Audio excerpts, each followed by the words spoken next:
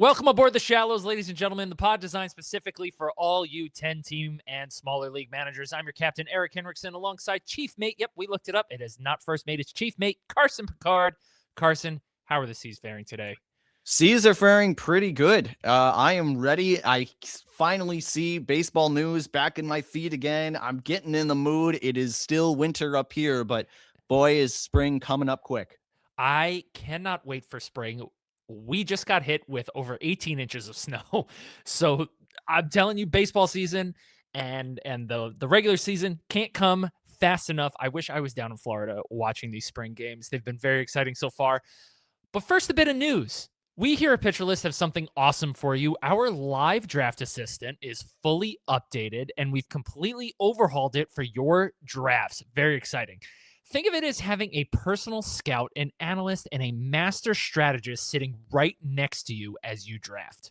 Yeah, some new features this year include a fully integrated PLV 2.0 projections for the most accurate way to see how your players will perform over the next year, more streamlined systems of entering picked, and a brand new player tagging where you can designate players as sleepers, targets, and avoids for quick live personal analysis. I love that. Did you miss out on a positional run? Don't worry. Our live standings tab gives you real-time updates so you can adjust on the fly. See how your team stacks up against the rest of the league, see your projected finish, identify strengths and weaknesses, and see what other teams need and identify areas you can target. The Draft Assistant is available with a PL Pro subscription available now. And if you want to support Pitcher List at the highest level, ladies and gentlemen, lifetime subs are still open for a very limited time. Get on that if you are even remotely interested. Dominate your draft with our live draft assistant. Use promo code podcast LDA 15. That's podcast LDA 15. All right. Live draft assistant. It's a really cool tool. If you're anywhere remotely interested, please join PL Pro and you will really get an advantage in your drafts. So back to today's show. We've got the captain's report. We're checking in on the first week of spring training. Like I said, take me to Florida right now. I have 18 inches of snow. We have our favorite picks in the early rounds. We're saying those are rounds 1 through 7. And we've also got our position previews. We're starting with catcher and first base today. So before we officially leave port, we release a new episode every Friday morning at 11 a.m. So be sure to subscribe so you never miss an episode. We're available wherever you get your podcasts, and a video version is viewable on YouTube same day as well. So you can see our fantastic mugs on camera. Captain's report.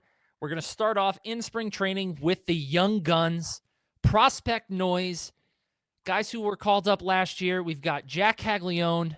Guys who weren't called up last year, Charlie Condon, Spencer Jones, and Connor Griffin. Those 4 big prospect names, all homer in the first weekend of spring training. Any interest in these guys, Carson? Yeah, Jack Caglione is really interesting. Caglione, I don't know. Jack is interesting. Tons of power, big swing and miss. I mean, he's your prototypical first base guy. And of course, Connor Griffin. Folks, I mean, the stock price gets higher every single day.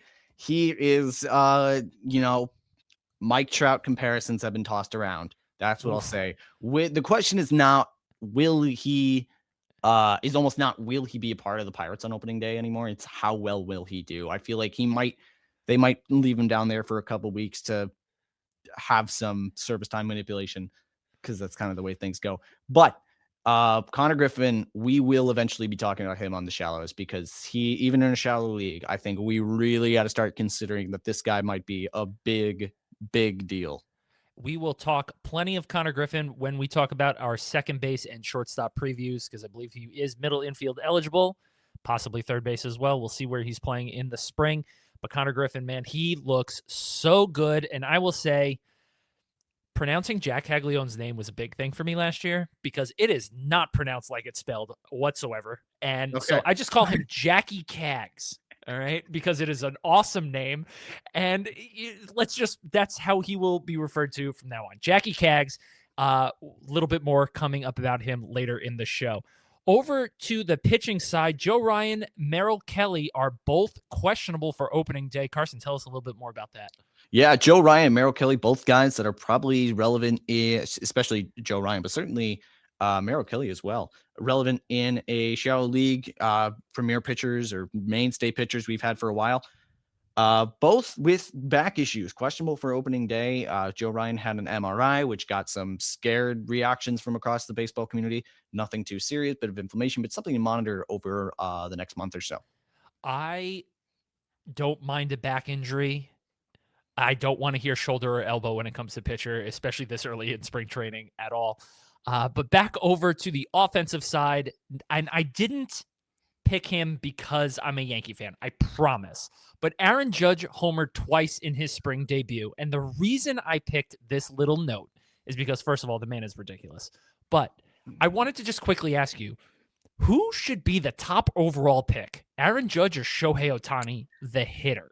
The hitter, just the hitter. Just the hitter. I think you gotta buy if it's Shohei the hitter or Judge the hitter. Duh. I think he could pitch probably. He's that guy. But I think you got to go Judge. I mean, we're talking about a run that is up there with the best runs of not just the last 20 years of baseball, but your Bonds, Mantle, Williams, Ruth, like those titans of baseball, the monoliths of the game. That's the kind of run Aaron Judge is on right now. I don't think you can say anything other than he's the best hitter we've seen in a long, long time. I think that there is a question mark that most people are not talking about when it comes to Shohei Ohtani, and that is how much is pitching going to affect his hitting? Because the last time we saw him pitch a full season, his hitting was not what it is now. That 50 plus homer, 30 plus, 50 plus stolen base potential, it was there, but we didn't see it because he is a human being. And pitching 140 plus innings can weigh on you. And I'm just throwing that out there that maybe there's a little bit more of a question mark there than people are giving attention to. Now, back over to the pitching side. I like flipping back and forth, much like you do in baseball. Shota Imanaga showcased increased velo and increased IVB in his first spring outing. A lot of people have him as a sleeper this season. Anything to take away from Shota's first outing? I think Shota's an interesting case study about pitchers that were pitching through injury or potentially just weren't 100% and how to evaluate them, especially if they're, say, a little banged up over their sophomore year and you're contributing throwing innings for your team at a maybe worse rate than normal. This is something to monitor. It's one start. It's a spring training start. We've many a time see a guy look like he's coming out with great velo spikes to as opening day comes on, pace themselves a little bit more. It's very different going a few innings throwing hard than 6 innings throwing that hard. That's a different beast. But Shota has one of the most electric fastballs in the game on a per mile an hour basis. It has tremendous ride. It's got a great arm angle. And a couple years ago, Shota was an excellent pitcher in the NL. I think he's got a really strong defense behind him. And he is hardly a ground ball pitcher, but obviously, like Pete Crow Armstrong in center field is going to make any pitcher better. And that's not saying nothing about Nico Horner and Dansby Swanson and a lot of really strong guys. Shota's a guy to look out for, I think. Absolutely. Even in a shallow league, the home runs are a little scary, but if he can get the swing and miss stuff, it could be a huge season for him. Shota, a guy we will highlight, I'm sure, when we get into our position preview at starting pitcher and when we talk about picks in the mid to late rounds based on his ADP so far this spring. That does it for the Captain's Report. A little bit shorter today. We'll be right back with our favorite picks in the early rounds. All right, welcome back to the Shallows. We're here to talk about our favorite picks in the early rounds, specifically rounds 1 through 7. What I did was I sort of tried to divide the draft up into thirds. Shallow leagues, 200 to 220 players. I went off the standard sort of 10-team Yahoo league in this sort of format here that we're going to go through. And that is 22 rounds, 10 teams, 220 players. So the first third, 7 rounds. These are the early rounds we're talking here.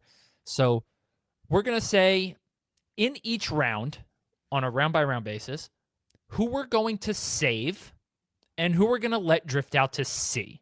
So who we're going to save are the guys that we're looking to target in those rounds, and those that we're going to let drift out to sea are the ones that we want to avoid. So let's start all the way up in round one. Feels like a can't miss situation here. Carson, who are you targeting in round one?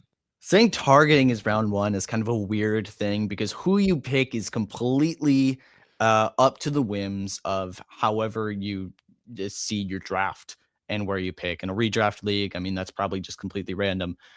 At the top of the lineup, I think it goes very straightforward. If he's pitcher eligible, I think you go Shohei. Other than that, I mean, we talked about it earlier. I think you go Judge. And then it pretty much follows, take your pick of the blue chip guys. Later in the first, I think you have some more interesting discussions. And I'm going to say something maybe a little bit controversial. We talked about Tarek Skubal last episode. I'm not going to talk about him, but I am going to talk about the other pitcher in the National League that won the Cy Young. I think we need to have a serious conversation and in the baseball community about is Paul Skeens best pitcher ever kind of person? Now let me say something. Wow. Let me say something. Okay. That sounds ridiculous, and it frankly is. But the fact of the matter is, this guy has a sub-2 career ERA. He's got 300 innings under his belt nearly. I mean, and you look at his game, and there's not a single flaw I can identify. He does not allow hard contact. He shoves. He has impeccable command, and he has a 6-pitch mix. It's not like if his slider is not feeling well, he's going to struggle. He has 5 other pitches he can go to. He has a splitter. He has a sweeper. He has a gnarly changeup. He has an amazing fastball.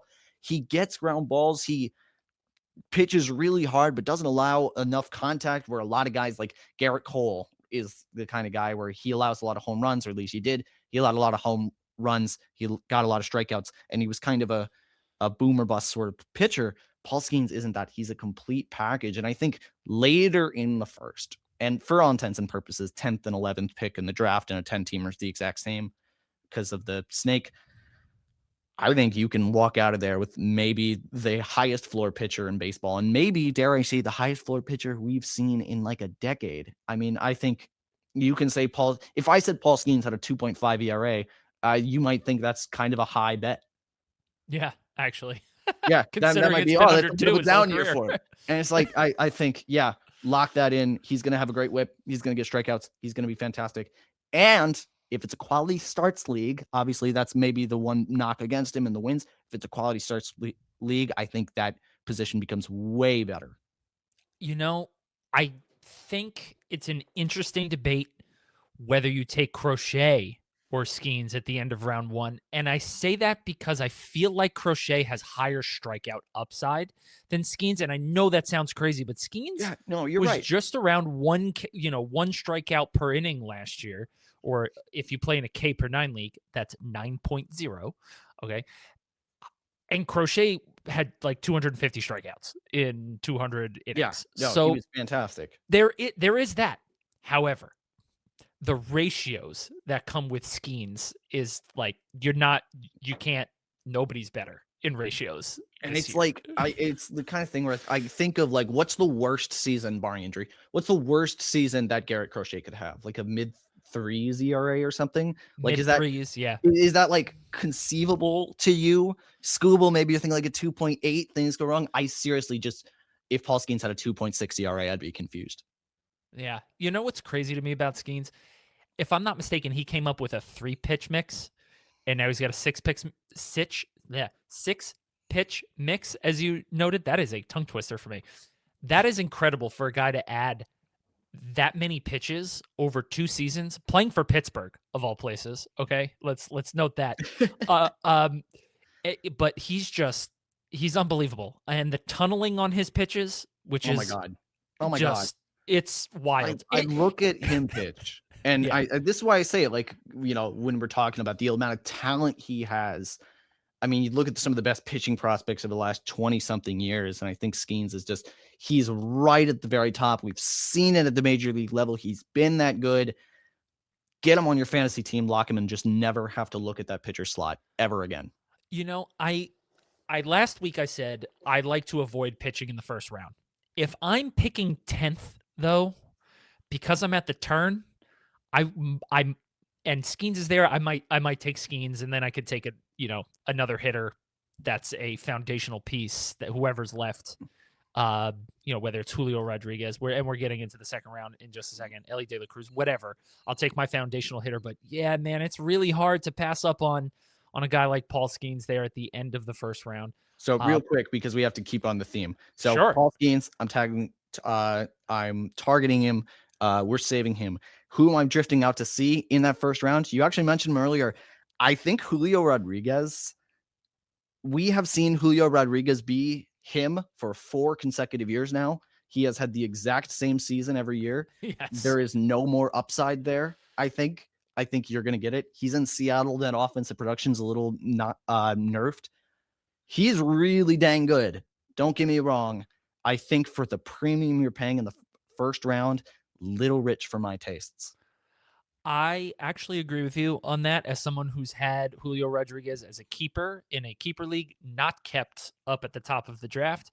Yeah, he can be a very frustrating player to own because he will actively hurt your team and then he will just carry it. There's no in between. And Yeah, first half Julio is fun. that's a Fun. real thing. We've seen it a few times. It's not like, it was like once or twice. No, we've seen it like 3 or 4 times at this point in his 4-year career. So I'm with you on that. I will sink Julio Rodriguez and I will save Paul Skeens. I'll save literally if you look at the Fantasy Pros, Fantrax, ADP, I will literally save anybody Crochet and higher in the first round. Pretty much. It's hard to miss. It's hard to miss. Hard, really hard. It is We the say first that round. now. Yeah, we say that now, of course. But again, just to note, like I did last week, pitchers often have a hard time returning their value when they are drafted that high. So just keep that in mind, which is why I like to draft hitters first in the first round. But moving on to the second round, names that we have here are Ellie De La Cruz, Cal Raleigh, Kyle Schwarber, Fernando Tatis Jr., Kyle Tucker, Corbin Carroll has dropped into the second round, Junior Caminero, Nick Kurtz, Gunnar Henderson, and let's just include Vlad because, why not? So, who am I of saving? those names, who are you saving? I'm going to pick 2. I'm going to pick 2 on who's available, where I am, and because they offer very different positional values. I'm saving Corbin Carroll. I'm saving Gunnar Henderson.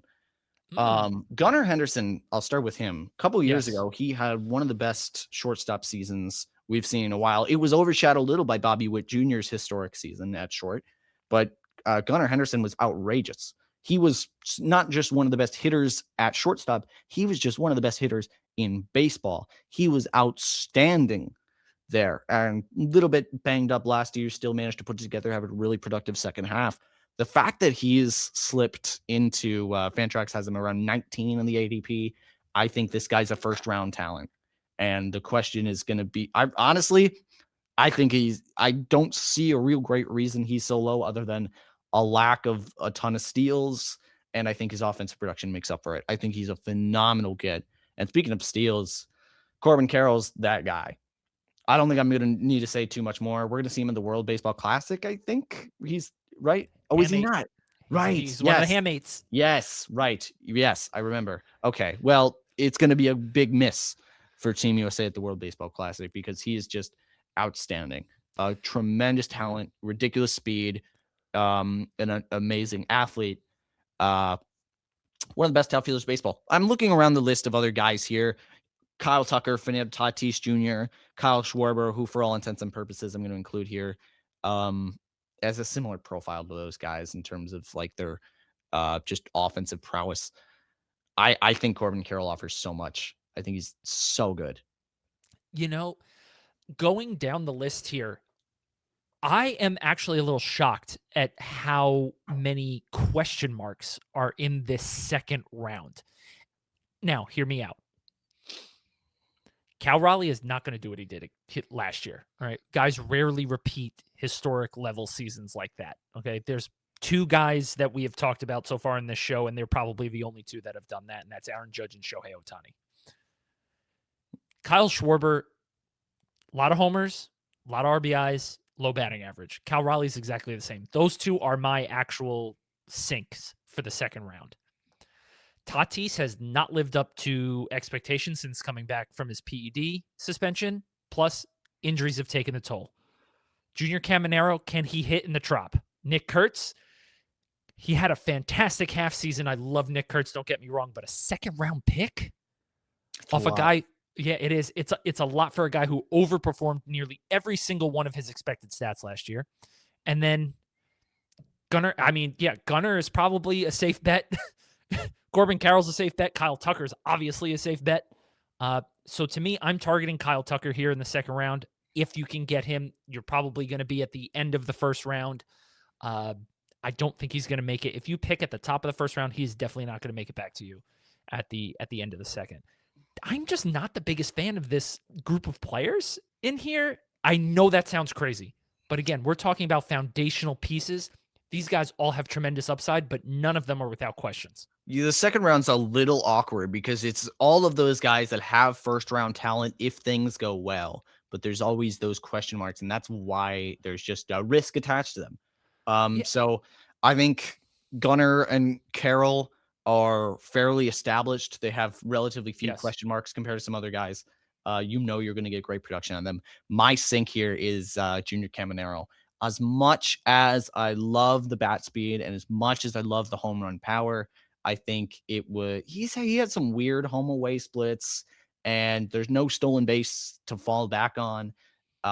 He has, if you're on a base percentage league, he has none of that whatsoever. Very aggressive, feast or famine approach. So I'm a little hesitant to invest a second round pick in it with him. The one guy neither one of us mentioned is a guy. Talk about a roller coaster of you don't know what to expect. Vlad Jr. Right? All the talent in the world. Yeah, all the talent in the world, but like, is he going to hit 270 or is he going to hit 330? Is he going to hit 30 homers or is he going to hit 20? It's shocking to me how we cannot predict what Vlad is going to do with any sort of certainty. Guerrero is either going to be very good or great. And it's second round pick, I want great. Yeah. So yeah, this second round is a little wonky for me comparatively to years past.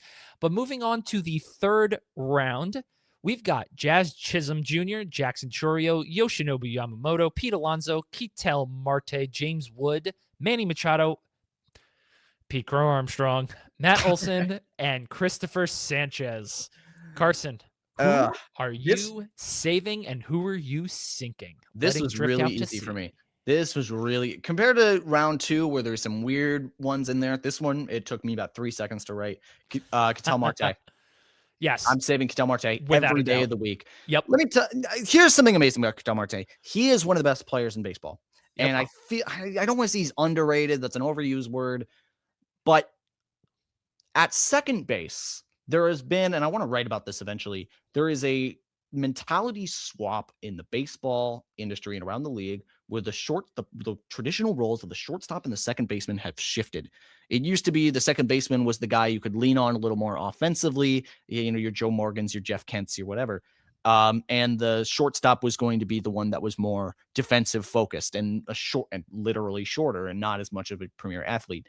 In the 90s, that started to shift with guys like Ripken, with guys like Rodriguez and eventually Jeter, of taller, larger, more athletic shortstops that could drive the ball and play adequate defense, and it would be overall more valuable. And now we see a plethora of amazing athletic, offensive-minded shortstops that play pretty good defense or adequate defense usually.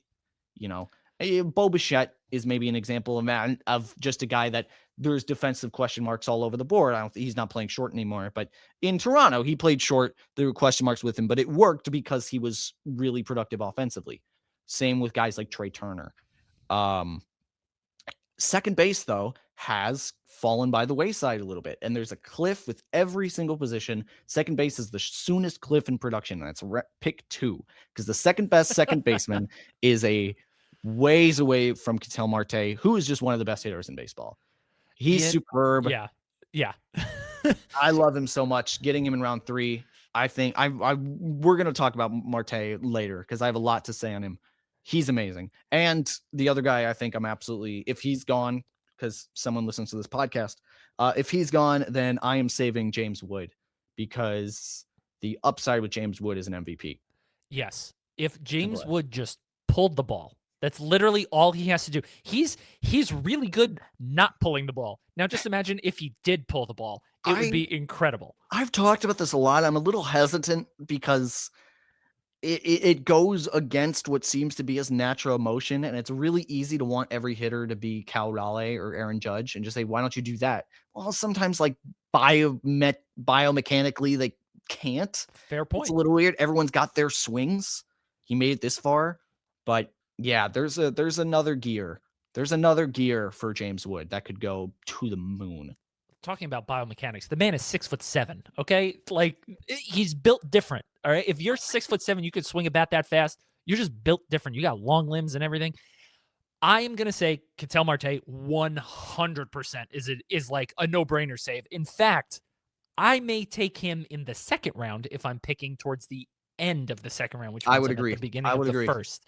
Yeah, I just think like we talked about the question marks of the players in the second round. There's no question marks to me with Ketel Marte. He is far and away the best player at his position, and he's in the third round in the shallowest position. So like no brainer. I agree with you on James Wood. Manny Machado also super consistent. Third base, also not the deepest position. We've gotten the same thing from Manny Machado for the last decade.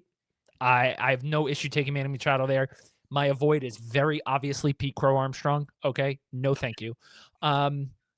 Actually, you have another second baseman in this round. That's Jazz Chisholm, the second baseman in the Chisholm rankings. is a little interesting. Chisholm is a little interesting because he does have that steals upside. I'm not going to sink Jazz Chisholm because I have another player I'm sinking.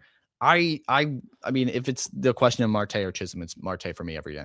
Yes. I just Yankees fan just said yes to that, by the way, guys. Yes. So I know.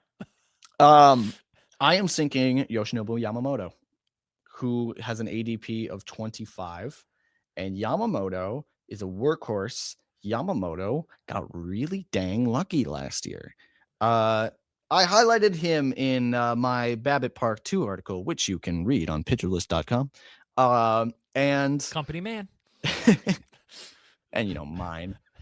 But Yamamoto, he overperformed. I'm just comfortable saying that. I don't think he's not going to have as good of a season next year, I feel. And I like a lot of things about him. I'm not high third round price on him. I think there's a lot of guys I'm looking later in the fourth round, and we'll get to some of them eventually, that I'd feel more comfortable in. I do find it interesting that there are no pitchers in the second round after having 3 in the first.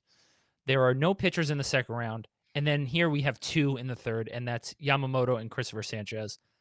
I don't know if I'm the biggest fan of taking Christopher Sanchez this early, especially he had a forearm scare last season. He was great. Don't get me wrong. But they're just, again, foundational hitters are still here in the third round. So especially with somebody like Marte, James Wood, and you can't hate on Pete Alonso either, moving over to Baltimore. So I just think there's a lot of great offensive talent here in the third round that I would be more leaning towards the hitters than any of the pitchers that might get taken here. Moving over to round 4, we've got former first-round staple Trey Turner, Francisco Lindor, Rafael Devers, Yordan Alvarez, Hunter Brown, Bryce Harper, Bryce Terang, wow, back-to-back Bryces, Zach Neto, Roman Anthony, and Brent Rooker. Carson, who are you letting drift out to sea, and who are you saving? Anyone that knows me knows who I'm saving as soon as they heard the name. I am saving Francisco Lindor every day of the week. He is I believe he's one stolen base shy from 2 years ago from having 3 consecutive 30-30 seasons. There is a pretty dang good chance he's going to be a 300-300 player. There is a non-zero chance he'll be a 400-400 player. He is so insanely good, and he's been so insanely good for a decade now. He's up there a little bit in age. He's, I think, in his 31 season, so there's some concerns there. But overall, he's Francisco Lindor. You know what you're getting, and what you're getting is across the board on all 5 categories. Solid, very good production at a premier position. I do not think there is many players in this draft that will be a better value than Lindor. I am, again, shocked at seeing somebody of his caliber in round 4. Feels like a round 2 talent. He's so good. You know, the question marks in round 2 versus the players that we have named in 3 and 4, it blows my mind. So, yes, love Lindor in round 4. Huge potential to return value on that investment. And I'm a big fan of Zach Neto. Big fan of Zach. Really? Yes, I know. Interesting. I know the Angels. I get it. I know. Okay, but the last 2 seasons have put up phenomenal numbers, and he hasn't been completely healthy either season. So I think he's one of the few, like Mike Trout. I'm not comparing him to Mike Trout. I'm just saying, like Mike Trout, he's one of the few players who can just overcome the ineptitude of the organization. Neto is a guy I really do like, but I'm not using my sync on him. Let make that be clear. I've got my sync, but I would really be hesitant to use him a pick this high on Neto, just because the upside isn't that great. I know we're talking about floor, and he has a lot of really good bat to ball skills, and he does a really good job at maximizing what he can do, but the raw power isn't great. And so I like Neto. We're never going to see him hit 40 home runs. I would be really dang surprised if he ever hit 35. And he doesn't walk. His average is relatively low. I think you're asking a lot. In the same round as Francisco Lindor, let me put it this way. In the same round as Francisco Lindor, there's like a 5-pick difference in ADP between these two guys. And to me, that's a no-brainer. See, I don't know. Maybe I just don't think Lindor lasts this long, because if I'm in your draft, he's not lasting this long. 4th round for Lindor is wild. Anyway, but then why would I take Neto? I understand that. But Zach Neto in 128 games last year, 26 and 26. Pretty good. That's a 30-30 pace. 128 games, though. I mean, yeah, because he was coming off of his shoulder surgery in the offseason between 2024 and 2025. Then once he was healthy, hit the ground running. Just saying. Big fan. Yeah, sure. But health is not always a guarantee. True. And it's just any of these things rack up. And listen, I love rate guys. I love guys that can produce on a high rate basis. I don't think Neto produces at a high enough rate basis for me. And the plate approach that he has is one where I'm a little hesitant of it falling off. There's not enough stability there for me. Fair point. Now, I think somebody that we've both sort of overlooked here is Yordan Alvarez. I have talked about Yordan Alvarez a lot with some of my pitcher list buddies. I have simply no idea what to take. I'm not taking him, and I'm not taking him because I just simply don't know. He could play 5 games. He could play 150 and win MVP. There is such a ridiculous swath of outcomes for him. And this is circling back to what we've been hammering home this entire podcast that we've been doing it, is that you want floor and stability. I love Yordan Alvarez. I am scared to take him. Fair. Really hard to pass on a guy who hit 30 plus home runs 4 straight years before having an injury plagued season last year while hitting near 300. I understand those knees, they're like 80-year-old knees, and he's only 28 going into his age 29 season. So I get it. I know. And I know I'm going back and forth here between high floor, low risk, and you really do want to target low risk players here early in the draft. But I'm looking at a guy much like Lindor who was taken in round 2 last year, round 3, and to me they're a really good value just down 1 or 2 rounds. So that's how I'm looking at this. Who is your absolute avoid? Matt Olson. I know you have Matt Olson later on the rundown, and we'll get to him a little bit. So we're just going to pause on Matt Olson right there. Anybody else? In this round, let me take a peek real quick. While you look at that, I'm going to say Bryce Terang. Yeah, that's the name that stuck out to me. I'm like, I don't know if I'd say he's an absolute avoid. It's just the upside with him is steals, which I'm inherently hesitant to really bank on because there's so much volatility with steals. A guy that steals 50 could steal 30 the next year, and then suddenly 20% of their value is just wiped away. Also, I don't think he's coming close to 18 home runs again. I just don't. Like that is like The where Brewers did were weird last year. The Brewers do things. the Brewers have a very specific kind of player, and I find it very interesting because no other organization has that kind of player. Oh, I love him. All right. Yeah, so I will say Bryce Terang, and I'm going to avoid Bryce Harper as well. I just think injuries have taken a toll where he doesn't have the same ceiling as he used to. Look, he could come out like a man possessed because of the comments that GM Dave Dabrowski made about him. I could totally see that. But I think for first base, and we'll get to first base in our position preview in just a minute. Very deep position. I don't think you need to reach for a guy who has sort of like a middling floor at this point in his career. All right, onward, round 5. We've got Chris Sale, Logan Gilbert, Brian Wu, Wyatt Langford, Logan Webb, Max Fried, Hunter Green, Mookie Betts, Randy Arozarena, Jacob deGrom. Here are the pitchers. Yeah, I know, right? Like, this is where it comes in, and this is where you get the real fun names. And because of that, I got 2 pitchers. I'm saving Logan Webb. I'm sinking Chris Sale. And it hurts me to sink Chris Sale because I love Chris Sale. I think he is an astoundingly great pitcher, just one of the most violent and ferocious deliveries in baseball history.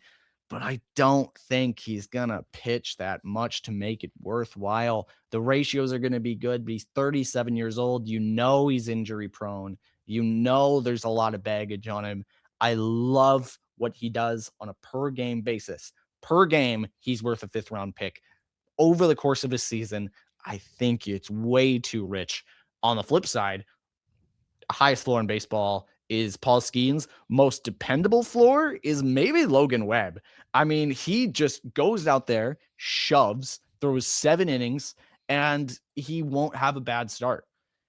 His ratio of mediocre starts to great starts can sometimes fluctuate, but it's so hard to get to Logan Webb because he pitches for ground balls and he gets them in spades. And may I add, he used to be a guy that maybe you'd be a little more averse to when it comes to looking for strikeouts. That's not him anymore. He gets whiffs now, man. He's fun. Love Logan Webb all day, every day. Yeah, Logan Webb, very safe pick.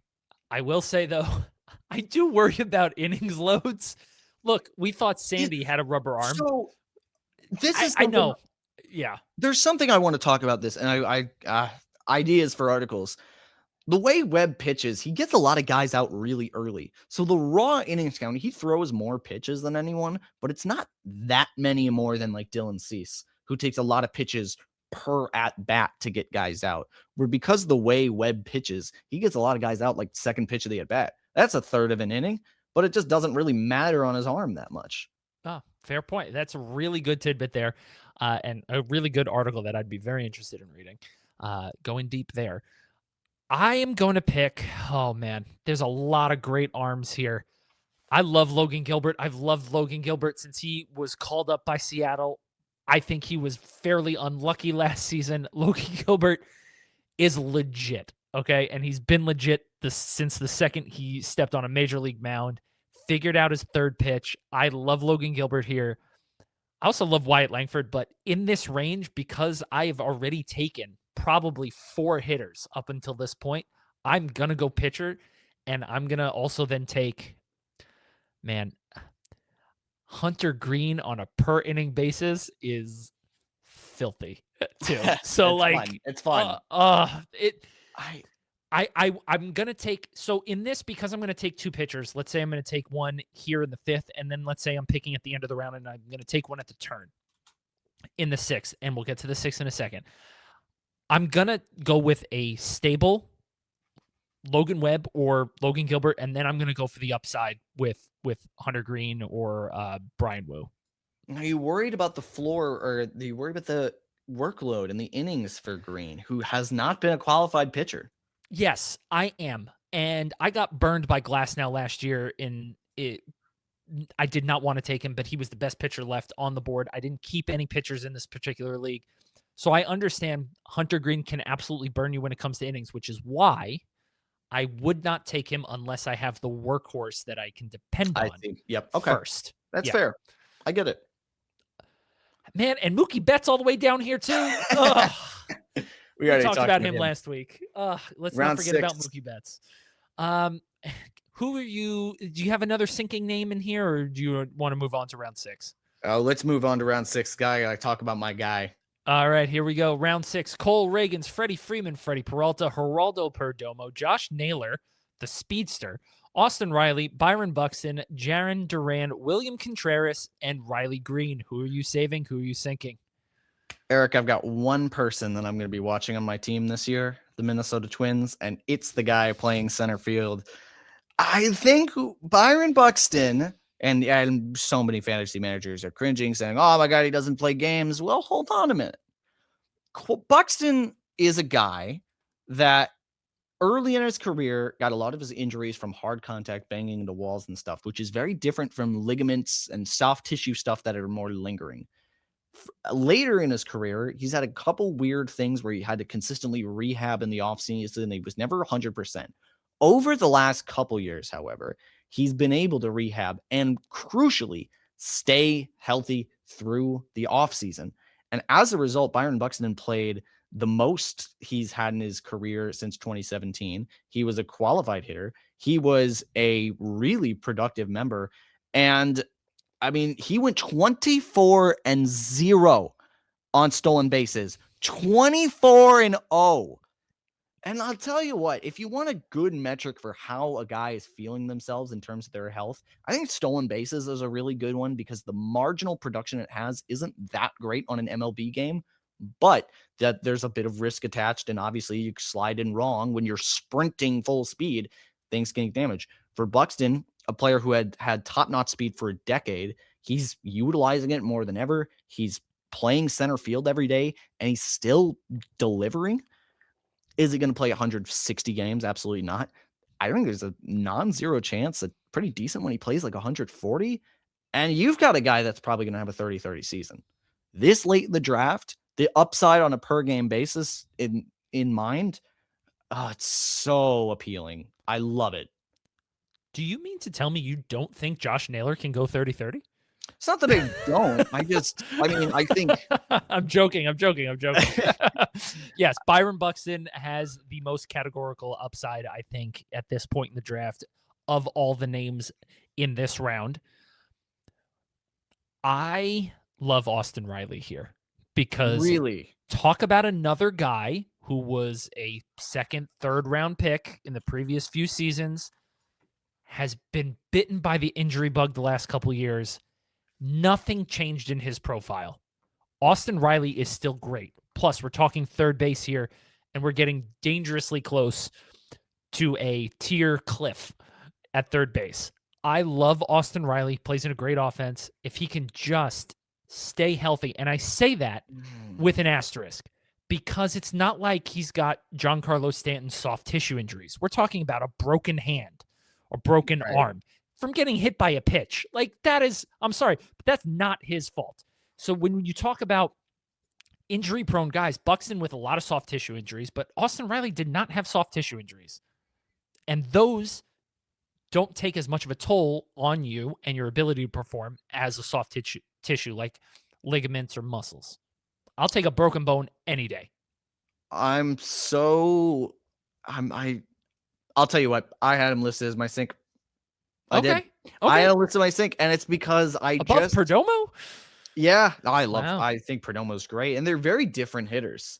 So I think this is interesting. It's like with Riley, you have the barrel rate, you have the swing speed, and I love all of that. But the whiffs and the walks and the blade approach is just one that is a little more difficult for me to buy into, and that kind of really aggressive approach is one that has a lot lower floor than one that on the flip side is more contact focused.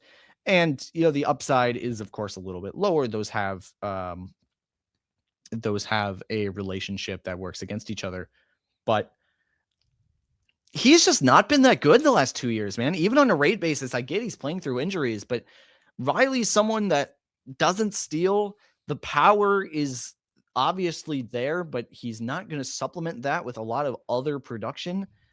The Braves offense is not looking what it was a few years ago. Hey, you watch it. Ronald Acuna, the man you traded for last week. Listen, I love him. Said he's healthy. Amazing.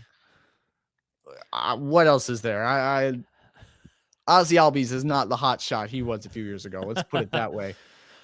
I don't know. I don't like him. I don't like him. All right, that's fair. That's fine. I'm sinking Jarren Duran and William Contreras here. Jarren Duran, I don't understand why he's being taken this high. He does not have the upside of the other players in this round, including Josh Naylor, who is not going to steal as many bases as he did last year. I'm sorry. I just don't see it. I don't care if it's an organizational philosophy on the Mariners, but Jarren Duran, he was on the trade block all winter. I don't understand why he's being taken in this range of player. And William Contreras, we're going to talk about catchers in just a few minutes. Super deep position. I don't want to take a catcher this high. Plain and simple. I think both of those are fair. I do. All right, round 7, our final round of who we like to pick in the early rounds here. We've got somebody I have a feeling you're going to want to take. We've got Jesus Luzardo, Maikel Garcia, Shea Langoliers, Joe Ryan, Dylan Cease, Eugenio Suarez, CJ Abrams, Cody Bellinger, Jackson Merrill, and the Pasquatch, Vinny Pasquantino. Let me just take a wild guess and say that you are going to save Maikel Garcia. Yeah, it's a pretty good bet, actually. Yeah, absolutely. I would also love Jackson Merrill. I think he's been slept on a little bit maybe after last year, but Maikel Garcia made some changes to his approach and swing that worked in spades for him. And everything I liked about him a couple of years ago has been completely realized. I think he is someone that's fantastic and really well-rounded, a good plate approach and on-base percentage leagues. The only weird thing about him is I don't know how much he's going to steal. That he was pretty poor on a rate basis from stealing. He got steals, but the success rate wasn't terribly high. If that rebounds and his steals go up, I mean, he could be a top 40 fantasy player. And the home runs are really suspect. Is he going to hit 20? Is he going to hit 8? Both, I think, are equally likely. I just think he's a really good player that is going to produce, especially in an average league. He's got a lot going for him. My sink is Dylan Cease, who I think is, I don't know how good Dylan Cease is. I love the strikeouts. I do not love the fact that he had like a 4.5 ERA last year. Certain starts, he looks like an elite pitcher, and some starts he just can't get guys out. And he's always towing that line, and I just cannot invest in him. He underperformed his expected stats last year, Dylan Cease. 3.45 expected ERA, surface level 4.55. That is a major difference. I'm just pointing that out, but the walks were almost near 4. I mean, you said it earlier. He throws a lot of pitches per inning. He's not going to go deep into games, just 168 innings last year and 32 starts. I'm not a big Cease fan. Talk about a wide range of outcomes. He got paid a lot of money. Good for him. I just don't see the ace that other people see. People love strikeouts. Great. Cool. He's going to hurt you in other ways. He is. And at this point in the draft, if it's between Joe Ryan and Dylan Cease, I'm taking Joe Ryan without question. I understand if you're in a wins league, Cease probably has a greater chance of getting wins, but you're lowering that chance by only going 5 innings. If you're in a quality starts league, Joe Ryan, hands down, above Dylan Cease. So I'm saving Joe Ryan. I'm saving Maikel Garcia, and I'll save Jackson Merrill as well because I agree with you. He's being slept on. Any other sinks in this round? Any other sinks? I mean, there's a bunch of guys I think you could look at. I'll tell you what, I've never been a believer in CJ Abrams, and I know he's a good fantasy player because of the steals and home runs, but I just do not think he's a good baseball player. That's mean. I'm sorry. He's not listening to this, but I just there's nothing in his profile I like. Not a single thing except he's slightly above average in speed, and I do not know if he's going to steal more. I can't buy it. Well, we also don't know if he's going to go to a casino overnight anyway.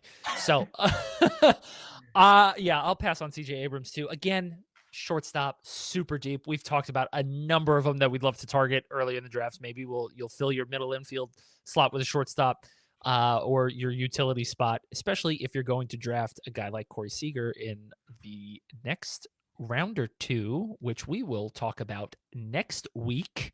We'll have rounds 8 to 15, but that does it for who we're going to take in the early rounds. Remember, your foundation, high floor, low risk, but there's a lot of fun players in the beginning here. When we come back, we will talk about catcher and first base previews, but with a little bit of a twist. So stay tuned. We'll be right back. Welcome back to the Shallows. We're going to talk about catcher and first base previews today, but we're going to do it with a little twist. There's plenty of information out there in the fantasy universe where you can get a full preview of every single player at every single position. But what we're going to do is we're going to give you our two biggest targets and our two biggest avoids and our two biggest swing for the fences picks at each position. So starting with catcher, let's talk about our targets. Carson, who is your target at catcher overall through the whole draft? Through the whole draft. We talked about this a little bit pre-show, and there's some suspicion about playing time, but on a rate basis, he is taken so far down in the draft relative to his production. I got to go Will Smith. I think Will Smith, he's the best hitting catcher in baseball. Let's start there. Number one. And then on top of that, he plays a solid amount of games, enough where you can supplement any games he missed with some other catcher along the way. I think he is so good for the value, and where you're getting him in the draft, which I think is like around round 16. Like, it's crazy late. He's amazing. He is stupendous. He's been great for years. Will Smith, phenomenal player. Not to mention he plays for the Dodgers, and in that lineup there is always run producing potential. I am going to go with Drake Baldwin in Atlanta. There's literally nothing not to like in his hitting profile. 19 homers in 124 games, 80 RBI, 15% strikeout rate. Just an overall good hitter.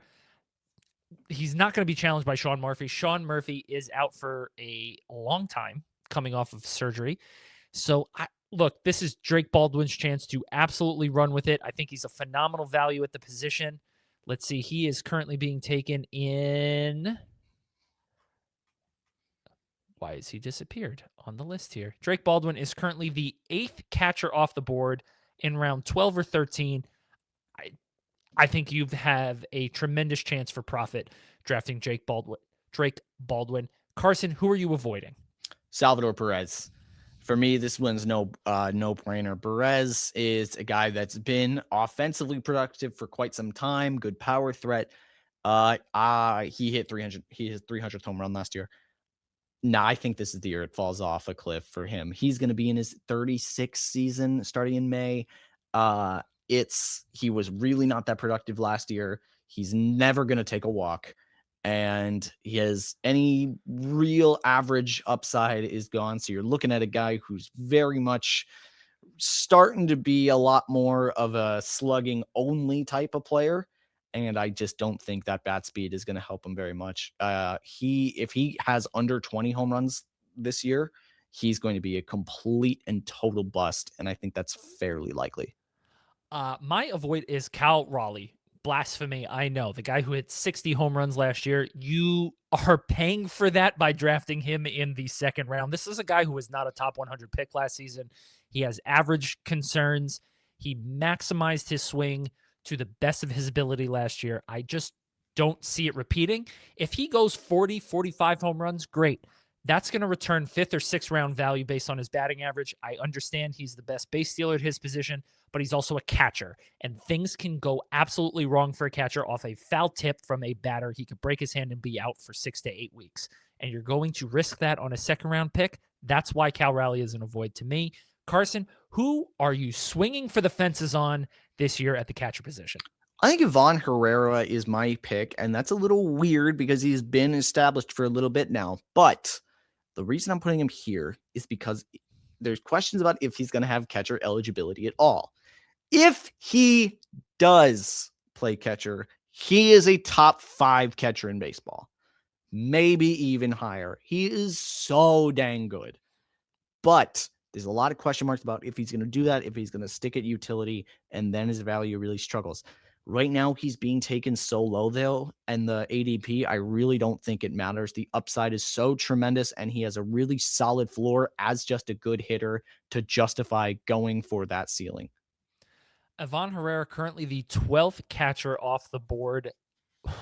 No, that's not right. If you look at Fantrax, he's 1, 2, 3, 4, 5, 6, 7, 8, 9, 10th catcher off the board. Again, there are questions about his eligibility, but I was actually going to put him as a target. But you can get him so late. It is crazy. I love Ivan Herrera. He's going to be a cheat code at the position like Ben Rice if they play enough of it. So yeah, I love Ivan Herrera there, but my swing for the fences pick is Adley Rutschman. Like, people have forgotten, like, this guy was a generational talented catcher. He's had some injuries over the last couple of years, but nothing that should absolutely derail him. Yes, it was a hand injury, and that's what I'm talking about when it comes to drafting Cal Raleigh so early. But Adley Rutschman, switch hitting catcher, just you can't forget about him and the generational level talent that he was being considered. And honestly, at pick 246, that is outside the 220 that we just did in our favorite picks preview round. Man, like, that's an end of the draft, 0 risk pick. I totally agree. He's got such good upside. All right, so our targets, once again, are Will Smith and Drake Baldwin. Our avoids are Sal Perez and Cal Raleigh. And our swing for the fences pick, meaning just shooting for the upside, Ivan Herrera and Adley Rutschman. That is our catcher preview. I told you we're going to do it a little bit differently here. Now moving over to first base. Carson, who is your target at first base? I could have put him at catcher, but I'm sort of just buying he's not going to put on the mask ever this year. I'm taking Ben Rice. Ben Rice, man, there is so much about his game that you just love, and I'm a little concerned maybe about if a lot of the expected stats are kind of a mirage. Sometimes guys have the raw exit velo and launch angle numbers that are great, but they hit them seemingly right to the fielders instead of pulling them down the line. Listen, I'm just buying in on him, whatever. He is so dang good, and any reservations I have about him is going to be put away by the fact he's going to be in the same lineup as Aaron Judge, and that means he's going to get a lot of runs or get hits in, which is fantastic. I look, Yankee fan here. Ben Rice is great. He might be one of those players who underperforms his expected stats, and that's okay because the surface level stats could still be really good. I am concerned that he is left-handed, and the Yankees love to play the sabermetric game. They did sign Paul Goldschmidt for some reason. Oh, that's right. We have to run it back. So I love Ben Rice. I couldn't put him as my target, mainly because you picked him first, but also because I think there are just one too many question marks surrounding him. My choice is the Pasquatch, Vinny Pasquantino. Guy hit 30 home runs last year, drove in over 110 runs, hit 260. Like, I think he's just phenomenal, okay? He's now 2 years removed from the shoulder injury that really bothered him a couple years ago that he needed surgery for, and they're moving the fences in at Kauffman, and I understand that we don't know how that's going to affect things, but I just don't think it'll hurt. So why not? I love the categorical upside of Vinny P. I think he's just going to be a very steady force there at first base. Carson, who are you avoiding at first base? We kind of talked about him a little bit earlier. Yeah, I foreshadowed it, but it's hardly foreshadowing, more just straight up telling you. But Matt Olson, I don't like Matt Olson for where he's being taken. He's a guy that 3 years ago now, had a stellar season. He is also now, I think, 33. He's up there. I think his best years are behind him. Simple as that. And for a guy who really relies on that home run power to be a threat, last year he didn't hit very many and he wasn't terribly good. He was a good player, don't get me wrong, but at his ADP, the value that he supposedly has, I just think it's way too rich for me. And so you can get a lot of players with similar production at first base, like even Vinny Pasquantino, way later, better value all day.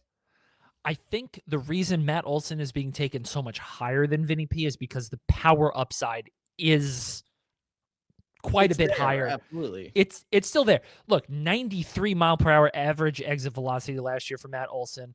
His batting average, he did overperform it, but to me, something over the last couple seasons has not added up. 2 + 2 does not equal 4 for Matt Olson, and I haven't quite figured it out yet.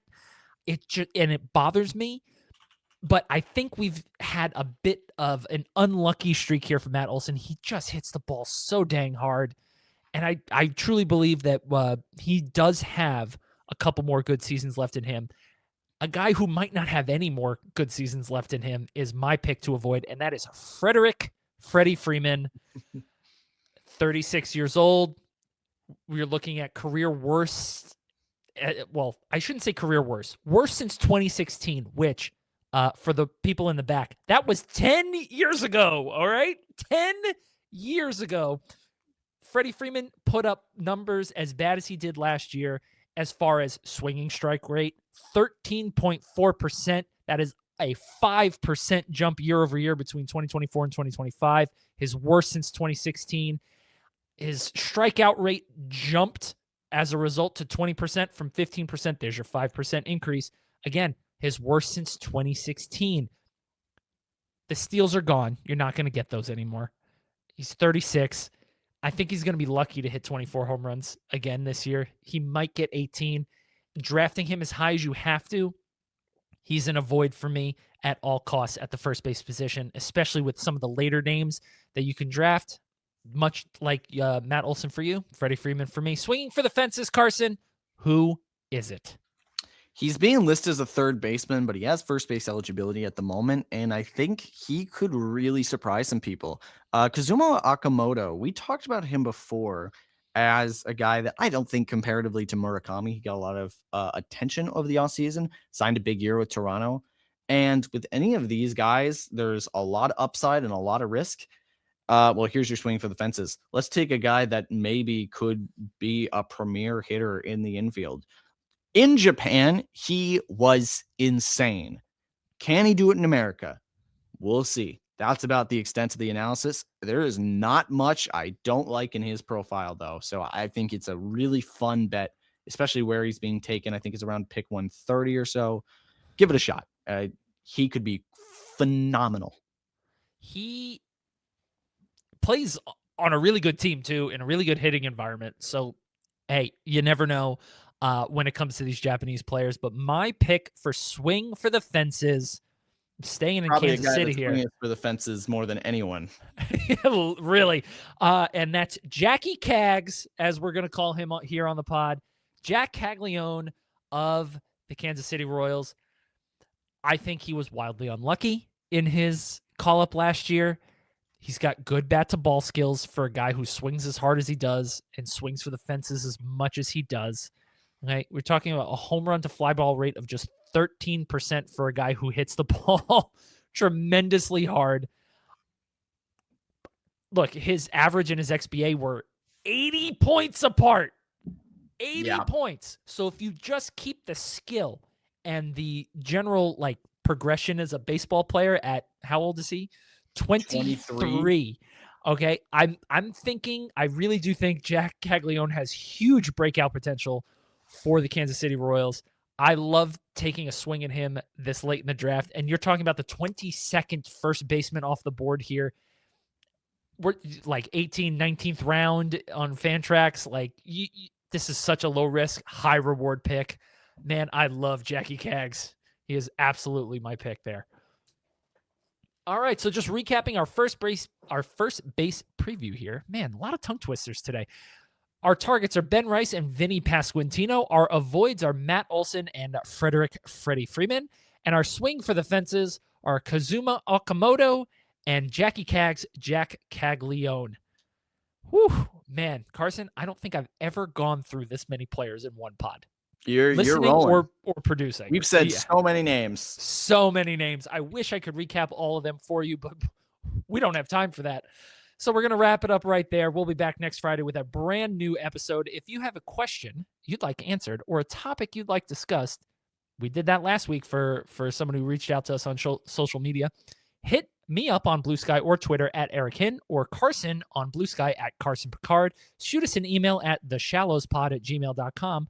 Or if you're a again, tongue twister, a PL Plus subscriber, tag or DM us in the Pitcherless Discord, and we'll get back to you there. So remember, the completely overhauled Live Draft Assistant is available now for all PL Pro subscribers. So if you're a PL Plus subscriber, maybe upgrade, and you can get the Live Draft Assistant. To make sure you never miss an episode of this podcast, The Shallows, please subscribe. We're available wherever you get your podcasts. For Carson Picard, I'm Eric Hendricks. Wow, I am getting a tongue twister on my own name this week. I promise I'll be better next week. I'm Eric Hendrickson saying murky waters are fine if you know how to swim. See you next time on The Shallows. Take it easy, y'all.